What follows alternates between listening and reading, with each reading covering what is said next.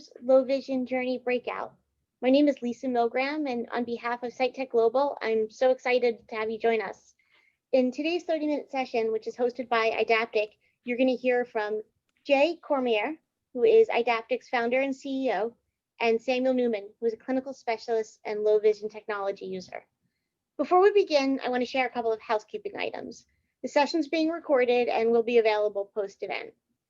We ask that you, as attendees, please remain on mute. And if you have a question, we ask you use the Q&A box when the time comes, which I think Jay will alert you to. When it's time for questions, we ask that you use the raise my hand feature found in the participants panel. For those of you who are using a screen reader, the keyboard shortcuts for that are Option Y on Mac and Alt Y on PC. We'll call on you, and at that point, you can be unmuted and ask your questions. And that's all I have to say. I want to turn it over to Jay and Samuel. Thank you. Well, thank you, Lisa. Can you all see my screen now? Looks good. Okay, thank you. Well, I'm Jay Cormier, founder and CEO of Idaptic. I'm also here with Sam Newman, who I'm going to introduce a little later on, who is a low vision technology user. And I thought it would be much more valuable than just having me speak about what we're trying to do to actually show how it helps people in their everyday lives. So we are enhancing vision with augmented reality and machine learning. And the way we do that, first of all, if I can make sure my slide advances here. Here we go, is we've been focusing on central vision loss, primarily age-related macular degeneration. And that was our original target. It's certainly not the only target for low vision aids, but this is the leading cause of vision loss for people 60 and older. And this manifests itself as a deterioration of the macula, which is where your central vision is. Of course, this does leave peripheral vision, and that leaves us something to work with. But this is a huge problem, the #1 cause of vision loss for people 60 and older. But again, we've worked with people all different ages, but have most experience with the AMD at this point. So just real quick, the team, I wanted to emphasize that I'm very happy with the team we have. Probably the luckiest day in our founding is when we found our both medical officer, Dr. Mithil Mehta, and Dr. Brian Kim, both became co-founders. They're retina specialists, but also have a background in technology, one being a programmer from MIT and another being a mechanical engineer from Columbia before going into medicine. And from there, we brought on a very strong board, but also some of the leading low vision medical professionals in the world, like Dr. Cooperman, who's head of the UCI's Gavin Herbert Eye Institute, Dr. Becky Kammer, who is a low vision specialist, Dr. Paul Karpecki, a leader in optometry, Dr. Lou Lipschultz, who is also a low vision optometrist. So a very strong bench of doctors, which really has made this all possible. So how do we simulate natural vision? Well, I'm not going to get too deep into the technology, but fundamentally, we have a pair of AR glasses. So we leverage open market hardware, which is augmented reality glasses that have a front-mounted camera that captures the image that is displayed in front of your in the real world. Then with our proprietary software, we integrate that image and enhance that image and provide a bunch of different enhancements from machine learning and image processing to redisplay that in front of the person's eyes on the micro displays. So what does this actually do is we are taking advantage of the remaining vision left. We are enhancing the image to help that person see the scene better. Now, what makes it natural also is not only is this a wearable and completely useful in many different situations and doesn't inhibit mobility, but it also, the user interfaces are autonomous. So there's actually modes where you don't have to control anything and the glasses are essentially thinking for you or anticipating what you're going to do. And this is very valuable to make it a more natural viewing experience. So Another point on how our solution works, we use something called hybrid see-through. Certainly what we've seen out there in low vision aids, they fall into a couple of different categories for wearables. Some are virtual reality. This is a video see-through technology, which you're only seeing what comes in through the camera, but therefore you are isolated from reality and you don't have your peripheral vision, so that isolates you from the real world. Or straight augmented reality, which is optical see-through, which really creates a double image, which is an overlay on the real world and very hard for a low vision person to rationalize that double image. So Idaptic does a hybrid of those two, where we're still fully connected with the peripheral vision to the real world, but that reality is integrated and the image is blended with software. And we'll have Sam tell you how that works a little more later. I did want to share our clinical study data.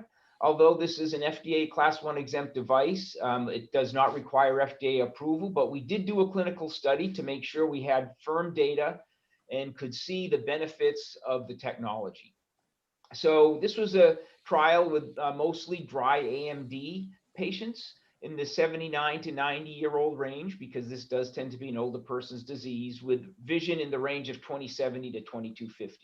So although we've helped people all the way up to 2400, we really targeted that intermediate stage AMD for this trial.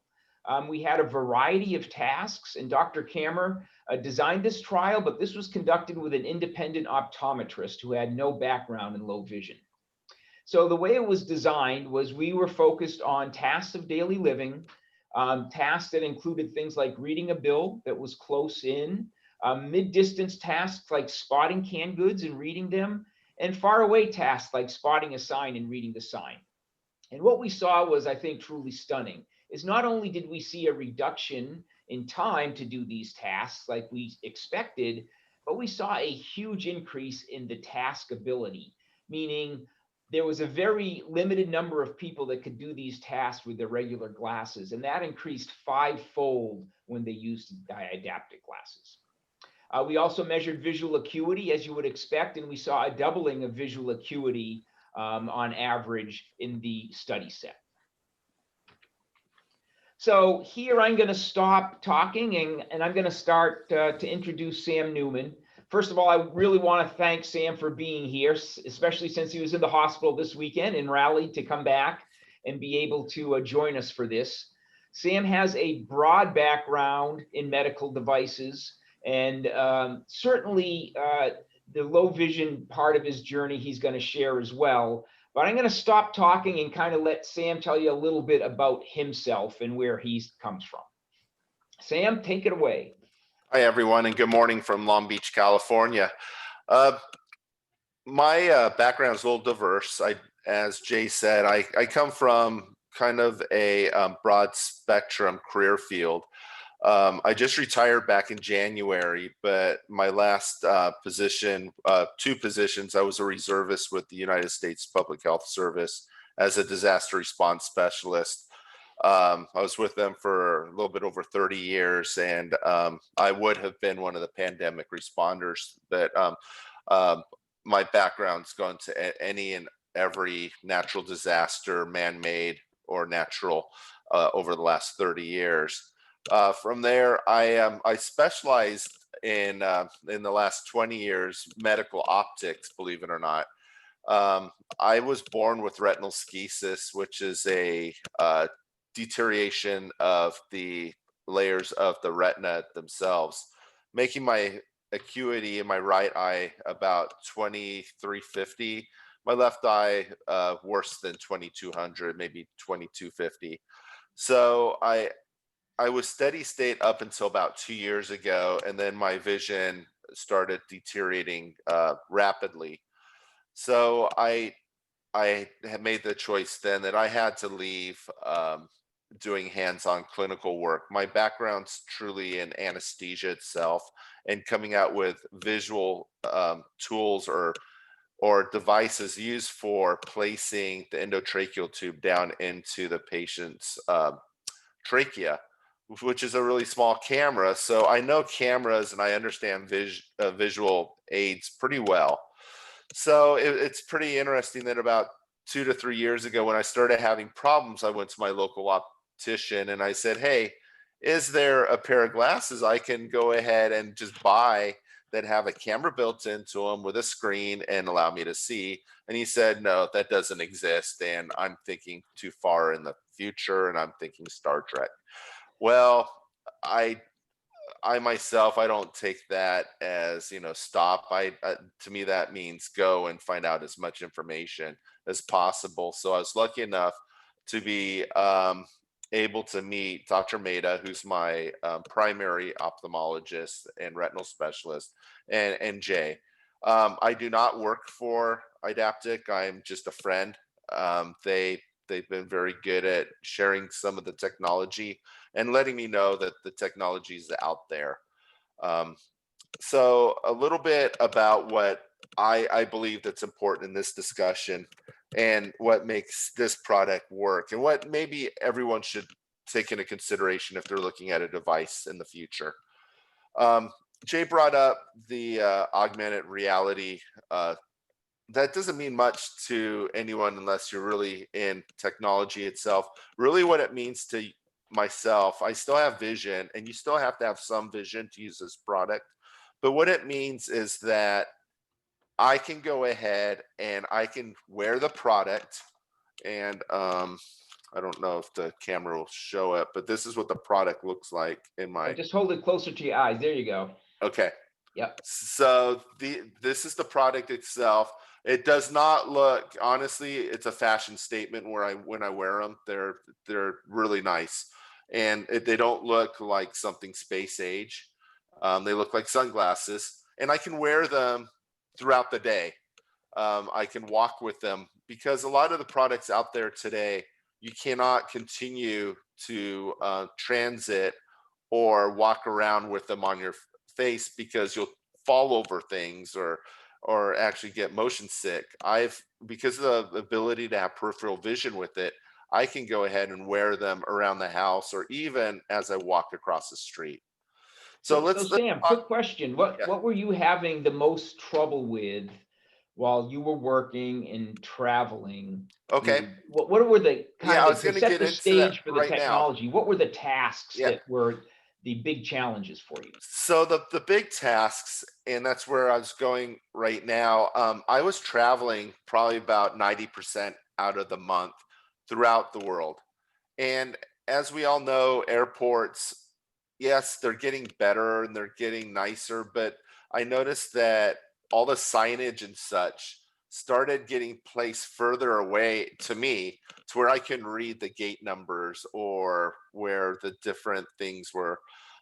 So what was nice is I could wear this product now, and I've tried it. I went up to the South Bay and I wore them, and I can see now the gate numbers. I can see where the restrooms are. I can see, oh, and moreover, I can see where the seat numbers are on the airplane while I'm getting on the airplane. I don't have to ask someone anymore, where is seat 4F or any of those type of questions. I literally can wear them, get on the airplane, and I can also with that, I can read menus now. I can read the menus off of walls at fast food.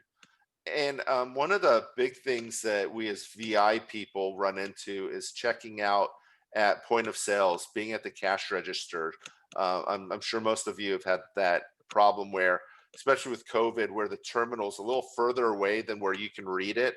That was always my problem and gave me a little bit of angst. So I can now have these on, and I can see now what the prompts are. I'm not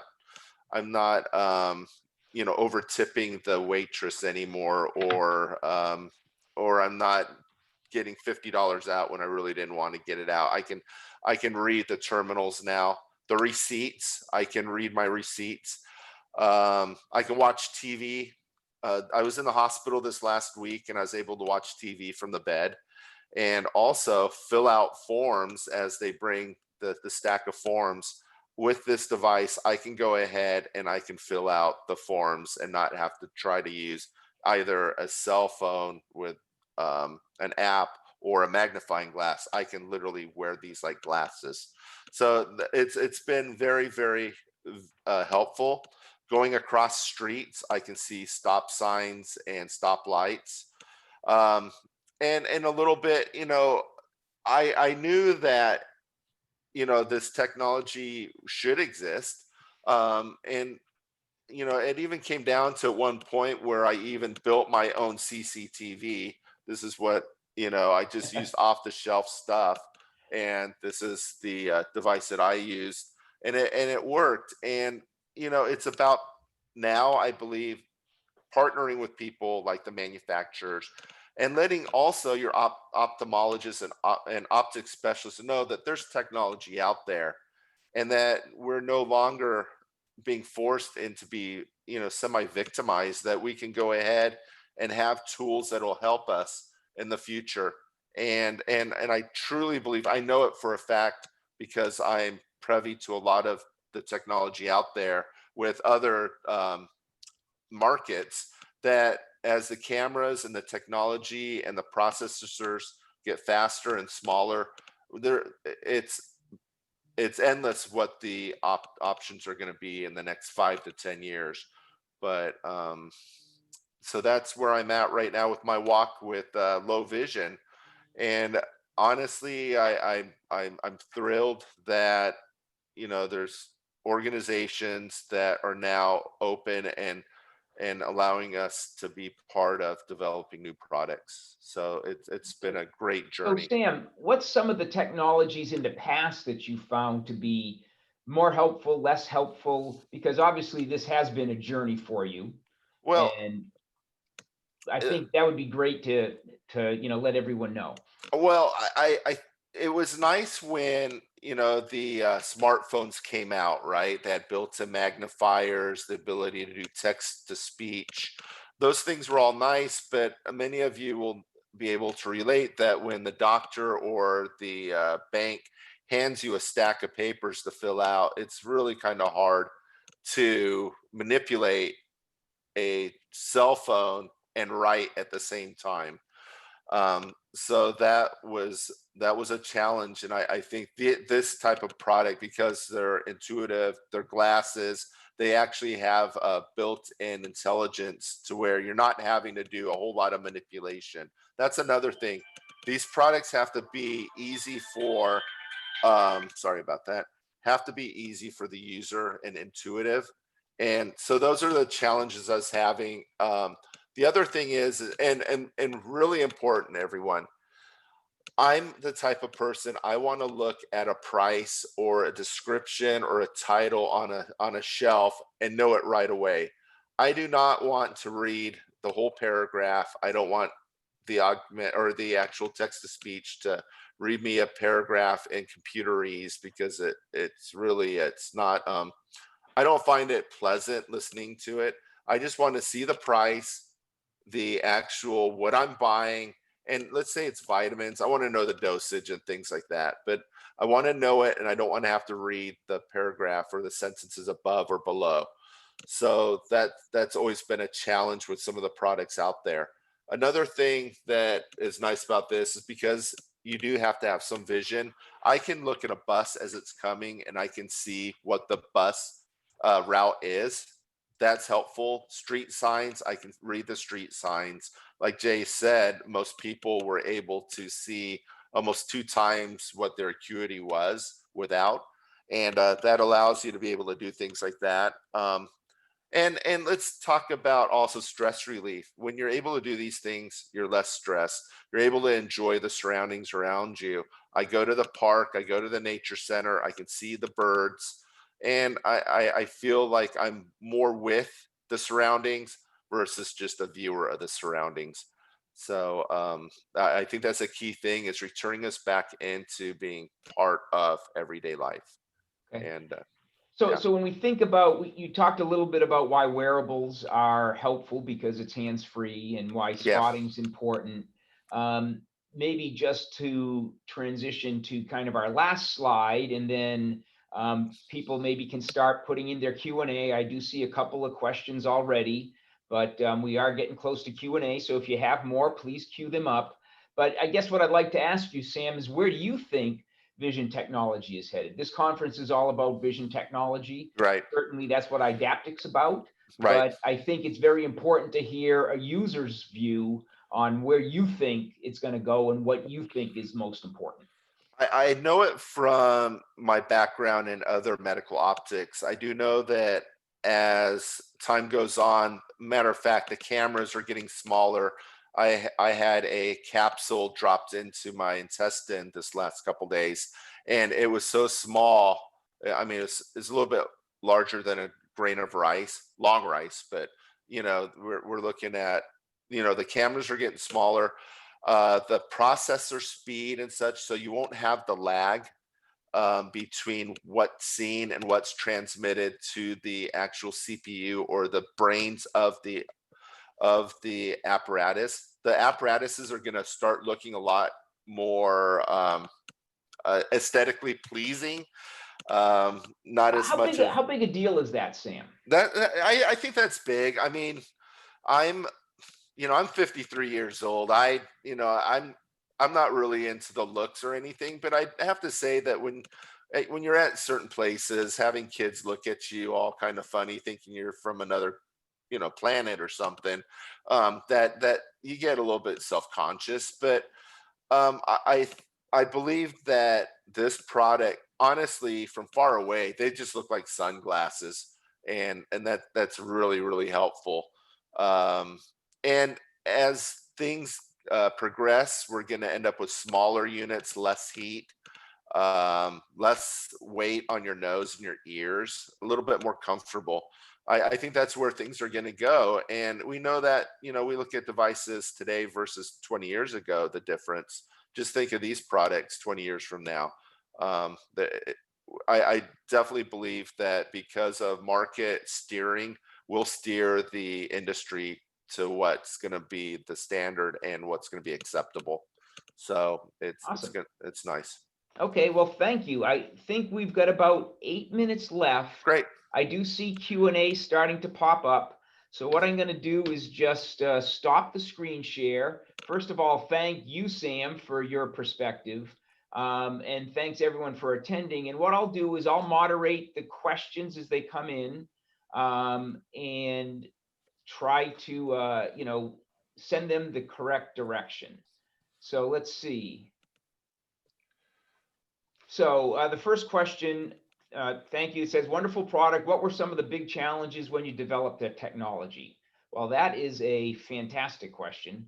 I would say, first of all, because we made a strategic decision to focus on the software, but the hardware is a big part of this, is making sure you had hardware that was, you know, high enough quality, right? That could not only be comfortable, like Sam said, but also provide a high enough quality image. And that was deceptively difficult to get at, because there's a combination of what the image is made up of, right? It's made up of how good is the camera. That's a very key point, as Sam made. Also, how good is that processor? Because how you process those images make a big difference. And then finally, how do you display those images? Because those displays are definitely evolving. So those are certainly have been some of the bigger challenges that we have overcome. Let's see, next question. I'm interested in the homemade CCTV, particularly the control panel. So let's see, maybe Sam, this is your CCTV. You want to take that one? Okay. I'm not sure if there's technology people with, you know, people that make CCTVs. What I was able to do, this is an IPV. You can get it off of Amazon.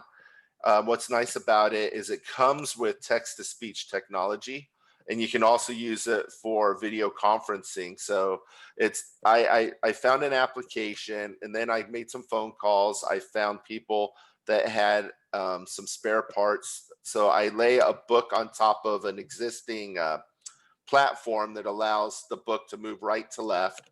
And then the unit itself, it has a ability to capture and also do text to speech, or I can change it and make it a video conferencing system, and it's Bluetooth, wireless. It works with any platform, being your watch. I mean, not your watch. Your television, your monitor, computer, or your smartphone.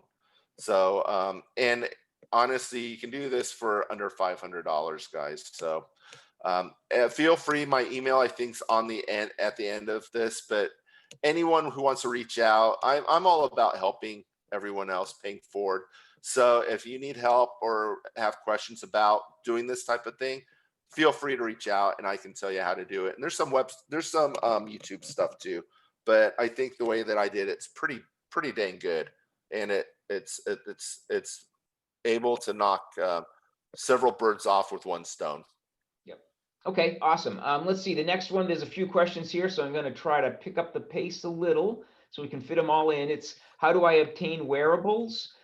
So certainly a lot of the companies that make wearables do have websites, but the other place to go try them out are things like the Braille Institute or the Lighthouse Guild, which has a variety of technologies for low vision that you can try out, so you can see how they work for you before you go ahead and buy them. Next question, is it comparable to eSight 4? Well, I'm going to try to stay out of the competitive realm, but the answer is yes, it's a wearable.